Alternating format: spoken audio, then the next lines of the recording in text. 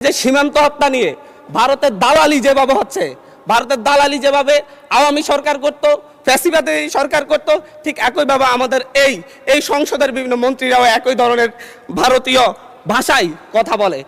আমরা আজকে এই 24 পরবর্তী এই সংসদে এসে আমরা একটা খ্যাতির বিড়ম্বনা দেখতে পাচ্ছি। মাননীয় স্পিকার, সর্বশেষ এরকম খ্যাতির বিড়ম্বনা দেখা গিয়েছে এবং শেখ মুজিবুর রহমানের ক্ষেত্রে যেদিকে তাকিয়েছি, শিক্ষা প্রতিষ্ঠানের নাম বলেন, বিশ্ববিদ্যালয়ের নাম বলেন, রাস্তাঘাটের নাম বলেন, সব শেখ মুজিবুর রহমানের নামে।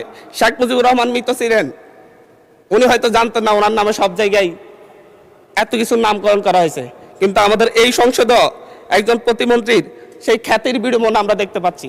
উনি কিছুই জানেন না, কিন্তু 10-12টা শিক্ষা প্রতিষ্ঠানের নাম ওনার পরিবারের নামে হয়ে যায়, রাস্তাঘাটের নাম হয়ে যায় এবং এমনকি ইউনিয়নের নাম পর্যন্ত হয়ে যায়। এটা একটা মিরাকল। মাননীয় স্পিকার, আমরা এমন এক মিরাকল সংসদে আছি যে সংসদ আমরা প্যাসিবাদকে উৎখাত করে আমরা এই সংসদে এসেছি, সকলেই কম বেশি নির্যাতিত হয়েছে।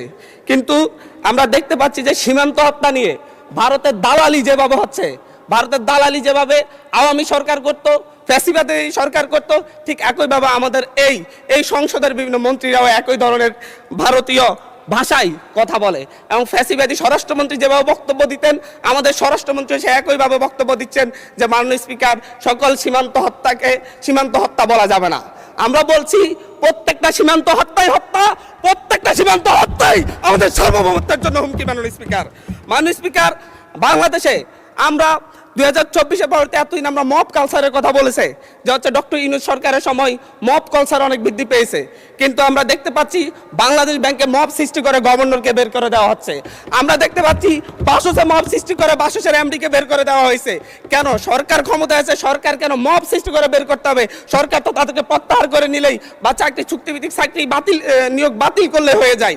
এই ক্ষেত্রে সরকার মবের আশ্রয় নিয়েছে। গত 4 মাসে 17 জন শিশুকে ধর্ষণের পর হত্যা করা হয়েছে, 118 জন শিশুকে ধর্ষণ করা হয়েছে। কিন্তু আমরা দেখছি যে এবং সারা বাংলাদেশে এই ধর্ষণের সংখ্যা প্রায় 5 শতাধিক এবং সারা বাংলাদেশে 6 শতাধিক খুনের ঘটনা ঘটেছে।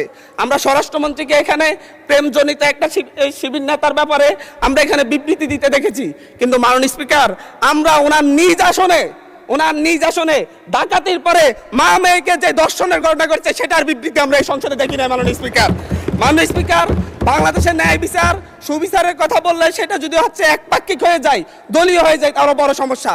আমি এই সংসদে বলেছিলাম আমার এলাকায় অভিযোগ উঠেছে শাপলাকলিতে ভোট দেওয়ার কারণে বিএনপির লোকজন একজন নারীকে ধর্ষণ করেছে। আজ পর্যন্ত এটার কোনো সরকারি তদন্ত রিপোর্ট নাই। এই ব্যাপারে আমাদের স্বরাষ্ট্রমন্ত্রী এখানে দাঁড়িয়ে কোনো ব্যাখ্যা দিবেন কিনা মাননীয় স্পিকার আমি জানি না।